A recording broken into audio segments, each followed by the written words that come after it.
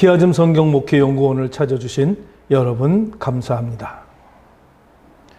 오늘은 우리가 키아즘 성경을 강의하는 시간을 갖는데, 오늘은 키아즘 성경을 통해서 여러분들에게 좀 더 성경의 말씀이 좀 쉽고 여러분들의 그 하나님의 말씀 속에서 무엇을 의미하며 뜻과 목적과 계획이 무엇인지를 찾을 수 있는 그런 또 말씀을 우리가 여러분들에게 소개하도록 하겠습니다.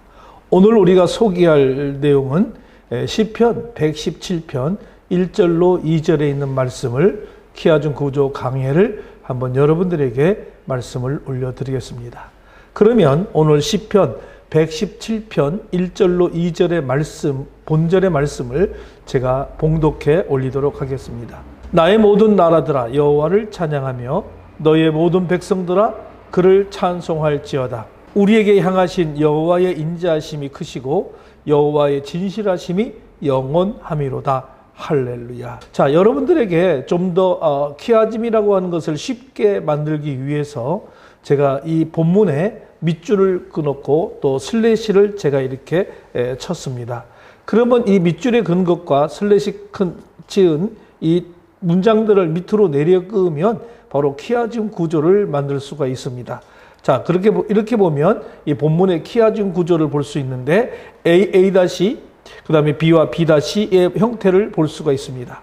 자, 그래서 너희의 모든 나라들아 여호와를 찬양하고 너희의 모든 백성들아 그를 찬송할지어다.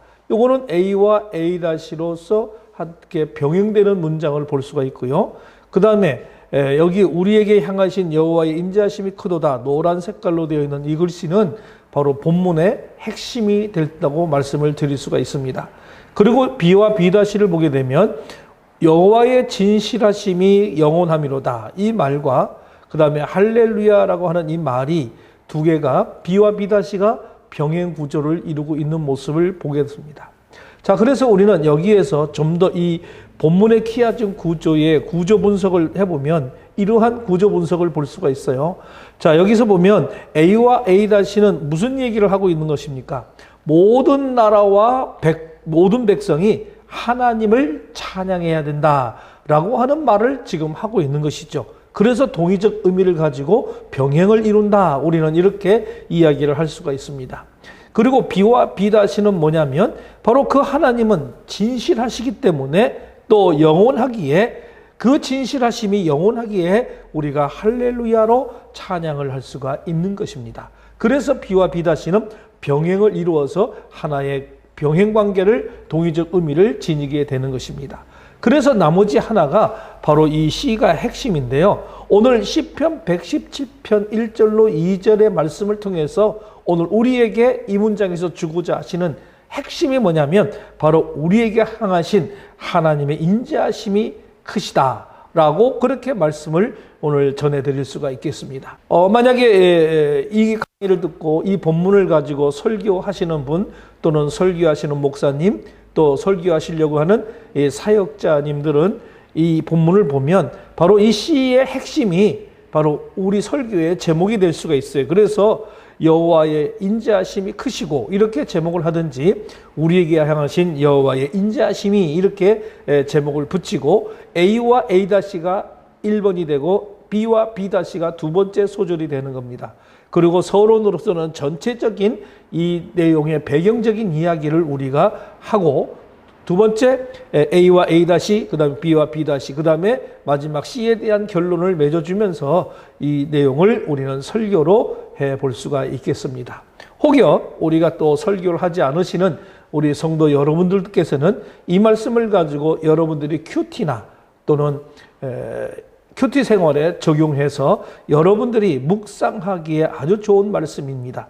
이 말씀을 여러분들이 묵상해보면 아주 귀한 의미가 여기에 더욱더 있다고 하는 사실을 우리가 알게 되는 것입니다. 자, 그러면 이 문장을 통해서 우리는 이렇게 한 문장을 통해서 키아즘 구조를 봤고 그 다음에 구조 분석을 해봤습니다. 이것을 도표로 보면은 이렇게 돼 있어요. A와 A- 모든 나라들아 모든 백성들아 여호와를 찬양하고 그를 찬송할지어다. 그 다음에 B와 B-에서 여호와의 인자하심이 영원하고 그것이 할렐루야로 우리는 화답할 수가 있는 것입니다. 그래서 결국 우리에게 향하신 여호와의 인자하심이 크다라고 하는 것입니다. 우리에게 향하신 인자하심이 크기 때문에 우리가 모든 나라와 모든 백성은 여호와를 찬양해야 되고 찬송해야 되고, 그리고 여호와의 진실하심이 영원하기 때문에 우리가 할렐루야로 화답을 해야 한다라고 하는 것입니다.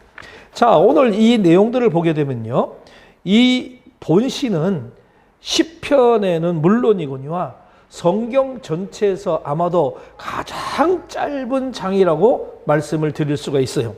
그럼에도 불구하고 이 열방 만민을 향한 여호와의 찬양 촉구라고 하는 아주 중요한 주제를 다루면서 그 내용이 정말 장엄하고 담백하다고 하는 점에서 성도들 사이에 많이 애송되는 그런 시입니다. 자, 이러한 시는 시편 150편 가운데 표제가 없는 34편 중에 하나에 들어가는 시이죠. 그래서 이 본시는 누가 언제 어디에서 지었는지는 알 수는 없습니다. 자, 그러나 본시의 내용이 민족을 초월한 바로 하나님을 향한 우주적 찬양의 촉구라는 점에서 본다면 이러한 사상이 널리 유포되었던 그런 포로기 이후에 지어진 시라고 우리는 추정할 수가 있는 것입니다.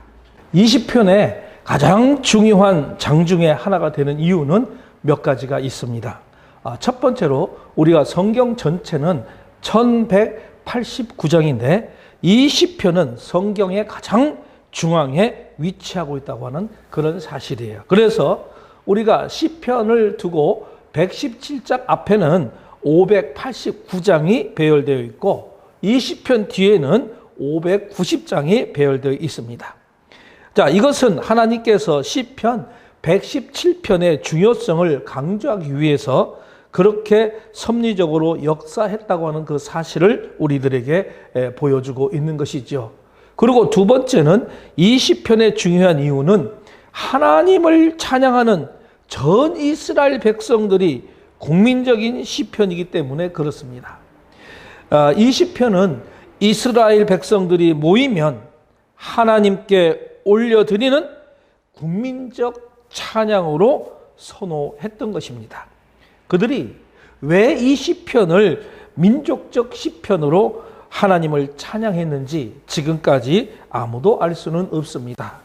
이는 마치 우리 민족이 아리랑 노래를 선호하는 것과 같은 그런 맥락에서 우리는 볼 수가 있는 것이죠. 세 번째로 이 시편이 중요한 이유는 다른 시편에서 전혀 발견할 수 없는 찬양하는 대상입니다. 여기에 모든 나라와 모든 백성이 다 찬양을 하고 있기 때문에 그렇습니다. 구약의 이방인들이 하나님을 찬양하는 대상이 되는 것은 불가능한 일인데요. 이런 시편의 고백을 이스라엘 사람들이 하고 있다는 그런 사실입니다. 한편 이 구약 시대에 하나님을 찬양하는 사람들은 이스라엘 백성들밖에 없었고요. 그 찬양하는 사람들은 분명 이스라엘 백성들 뿐이지만 놀랍게도 이 시편 117편은 그 찬양하는 주체가 너희 모든 나라들이라고, 그리고 너희의 모든 백성들아 여호와를 찬양하라, 이렇게 선언적으로 찬양하고 있기 때문입니다. 이방의 모든 나라와 백성들을 찬양하는 이 사람으로 초청해서 우리가 찬양을 드리고 있기 때문입니다. 이 땅에 모든 백성이 하나님을 찬양하고 이스라엘 백성과 더불어 하나님을 찬양하는 것으로 이 시편의 중요성을 바로 히브리적 키아즘 문장 구조로 강조하고 있던 점입니다. 바로 이것이 우리가 이 시편을 살펴보아야 될 가장 중요한 사실이라고 말씀을 드릴 수가 있습니다. 그러면 오늘 이 본문의 말씀을 한번 강의해 보도록 하겠습니다. 자, 오늘 이 1절에 보게 되면 이 본문 1절은 모든 나라 모든 백성을 향한 여호와의 찬양의 권면이 동의적으로 구조로 구성되어 있습니다. 다시 말씀드리면 시인은 이 반복을 통해서 강조하는 문해적 기법을 사용하고 있는 것이죠. 먼저 우리가 찬양의 대상으로 누구를 선택하고 있습니까? 너의 모든 나라들아, 그리고 너희의 모든 백성들이 이렇게 병행이 되고 있다고 하는 사실을 우리는 볼 수가 있죠. 그래서 우리가 찬양의 대상이 우리가 상반절에서는 여호와로 제시되고 있으며 하반절에서는 절로 제시되고 있습니다. 자, 우리가 여기서 제가 PPT에도 좀 적어놨습니다만 여러분들이 참고하라고 제가 이렇게 제시를 했습니다. 우리가 여호와라고 하는 것은 에트 예후와, 여기에서 이 에트는 목적을 나타내는 전치사입니다. 자, 그러면 히브리어 어순에서 일반적으로 동사 다음에 목적어가 위치하기 때문에 굳이 이 목적어를 규정하기 위해서 전치사를 덧붙일 필요가 없으니 이를 쓴 것은 찬양의 대상이 오로지 여호와 한 분뿐이라고 하는 것을 강조하기 위해서 쓰게 되는 것이죠. 다시 말씀하면 시인이 모든 백성들과 모든 나라들이 마땅히 찬양하고 칭송해야 할 분은 오로지 여호와 하나님 한 분뿐임을 강조하기 위해서입니다. 그래서 계속해서 이 시민은 이처럼 거명된 모든 나라들과 모든 백성들이 해야 할 그런 일로서 여호와를 향하는 찬양과 찬송을 제시하고 있는 것입니다. 두 번째, 우리가 찬양하며라고 하는 단어를 보게 되면 이거는 할렐루라고 하는 말로 되어 있습니다. 이 할렐루라고 하는 동사는 할랄의 강의형으로서 우리가 복수 명령, 2인칭 복수 명령형이죠. 이 할랄이라고 하는 말은 자랑스럽게 여기다 또는 높이다라는 뜻을 지니고 있습니다. 그리고 이와 대응되고 있는 단어가 뭡니까? 저를 찬송찌어다라는 말로 지금 대응되고 있어요. 자, 그러면 이 칭송할지어다라는 말은 무슨 말이냐면 샤베후라는 말입니다. 샤베후. 이 샤베후라고 하는 말은 샤바우라는 말에서 오게 되는 거죠. 그러면 이 샤바후는 보는 찬양하다 또는 칭찬하다 이런 뜻을 지니고 있는 동사입니다. 본절에서 우리가 2인칭 복수 명령력을 쓴 이 두 동사가 유사한 뜻을 지니면서 모두 강의형으로 되어 있다는 것에 우리는 좀 주목할 필요가 있습니다. 이것은 여호와에 대한 찬양과 또는 찬송을 해도 되고 하지 않아도 되는 것이 아니라 인간이라면 마땅히 하여야 할 것임을 강조하기 위한다고 볼 수가 있습니다. 그래서 이 할랄은 이 단어가 바로 선포형 동사로 되어 있다라고 하는 것을 우리가 좀 기억해 보시기 바랍니다. 자, 이것은 뭐냐면 히브리 문장 구조에서 아주 중요한 전제가 됩니다. 우리 히브리 문장 구조에서 이 선포형 동사는 그 말씀이 선포되는 동시에 살아서 역사하는 단어가 바로 선포형 동사입니다. 그렇기 때문에 여기서 할랄이라고 하는 것은 하나님만 자랑하고 높이 찬양해야 된다는 그런 의미가 되겠지요. 따라서 우리가 이 하나님을 찬양한다는 말은 다시 그분을 자랑하고 그분을 높이는 삶이요, 바로 그분의 이름을 찬양하는 것이 가장 쉽다라고 하는 것을 설명하는 문장이 된다고 말씀을 드릴 수가 있습니다. 그래서 우리는 살아가면서 하나님을 자랑하고 우리는 하나님을 높이고는 그런 삶이 우리들의 삶으로 이루어져야 되고, 나아가서는 하나님을 찬양하는 우리의 삶이 계속 영이 되어야 할 것입니다. 두 번째로 2절을 보게 되면요, 2절에서 우리에게 향하신, 그러면서 마지막에 할렐루야로 끝납니다. 자, 이 2절에서는 우리가 1절에서 제시하고 있는 바와 같이 모든 백성들과 모든 나라들이 여호와를 찬양하고 그렇게 찬송해야 될 이유를 지금 제시하는 내용으로 우리들에게 보여주고 있습니다. 먼저 시인은 찬양의 이 첫 번째 이유로서 자신들을 향하신 여호와의 인자하심에 크다고 하는 이 사실을 지금 제시하고 있는 거예요. 자, 그래서 여기서 인자하심이라고 하는 말은 바로 하스토라고 하는 말을 썼는데, 이 뜻은 인자 또는 자비라고 하는 그런 의미로 쓰는 명사 헤세드에서 이것이 파생된 그런 어떤 형태의 말입니다. 그러면 헤세드라고 하는 것은 뭐냐? 바로 이 헤세드는 하나님의 대표적인 속성이지요.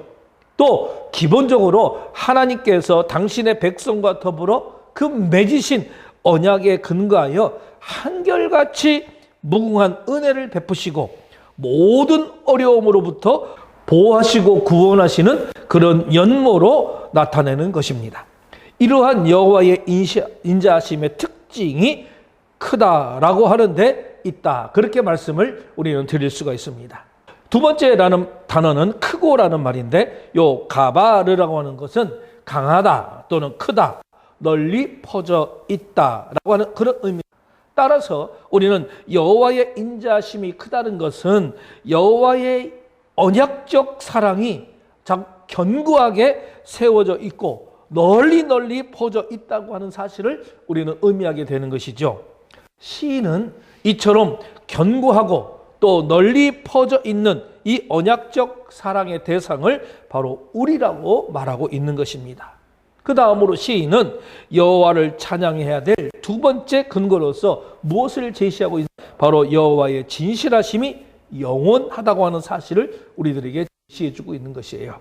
자, 여기서 진실하심이라고 하는 말은 웨에메트라는 말을 씁니다. 이 웨에메트라는 말은 히브리 단어를 보게 되면 접속사 와우와 진리라고 하는 진실을 의미하는 명사 에메트가 결합된 형태입니다. 그러면 이 에메트는 바로 세우다 또는 견고하다라는 뜻의 동사 아만에서 파생되었습니다. 이 아만은 바로 우리 신약으로 넘어오면 바로 아멘으로 이것이 바뀌어지게 되는 것이죠. 그래서 이 아만에서는 이 아만은 견고함 또는 신실함, 믿음직한 그런 의미를 지니고 있다라고 하는 것입니다. 그래서 우리 신약에서 아멘이라고 하면 바로 이 견고함, 신실함, 믿음직함이라고 하는 의미가 여기에 포함되어 있다고 하는 사실도 우리는 알 수가 있게 되는 것이죠. 자, 여기서는 어떤 환경에서도 불변하는 하나님의 신실함을 나타내주고 있습니다. 이러한 여호와의 신실하심의 특징은 바로 영원하다라고 하는 것입니다. 여기서 영원함이로다라고 하는 번역된 레올람이라고 하는데, 이 레올람은 앞에 이야기한 에베트라고 하는 에베트를 설명해 주고 있습니다. 이 에베트, 이 자체가 지속성 있는 신실함을 의미하는데, 여기에 그의 에베트가 영원하다는 설명까지 부연해서 우리를 향한 여호와의 신실하심이 끊임없이 계속 지속되면서 우리를 향하신 여호와의 진실하심이 끊임없이 지속되고 있다는 것을 더욱 강조하고 있습니다. 그래서 오늘 시인은 이러한 여호와의 헤세드는 인자, 자비지요.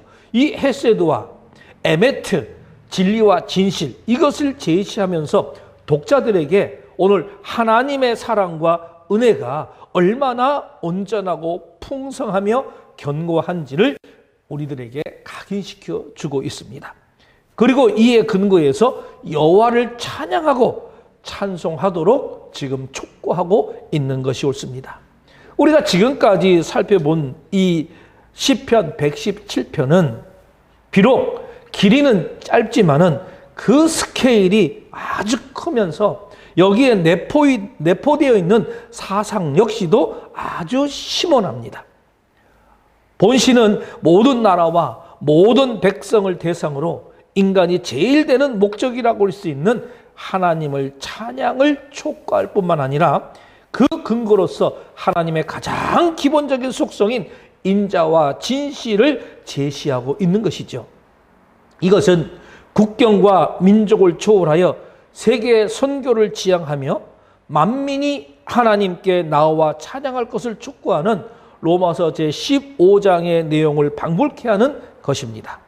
이러한 이상은 그리스도께서 만왕의 왕으로 재림할 때 실현될 것이라는 점에서 이 시는 바로 미래를 내다보는 메시아 예언시라고도 우리는 말할 수가 있게 되는 것입니다. 그리고 비록 그날이 아직 도래하지는 않았지만은 우리가 마음에 실어서 이 찬양을 부를 때에 이러한 미래의 기쁨을 앞당겨 우리는 체험할 수가 있다라고 하는 사실이 옳습니다. 여러분, 너의 모든 나라들아 여호와를 찬양하며 너의 모든 백성들아 저를 찬송할지어다 라고 하는 말씀은 시편 117편 본시의 시인을 통해서 세상 만민에게 주시는 하나님의 초대장입니다. 우리는 하나님으로부터 이 초대장을 받은 것이에요.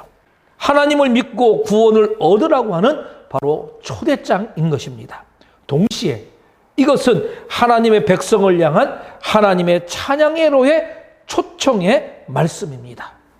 우리는 우리에게 향하신 하나님 여호와의 인자하심이 크심과 진실하심과 영원함으로 인하여 구원을 받고 지금 존재하고 있고 또 완전한 구원에 들어가게 될 것입니다. 그러므로 우리는 시인의 초청에 우리는 즐겁게 기쁨으로 응해야 할 줄로 믿습니다.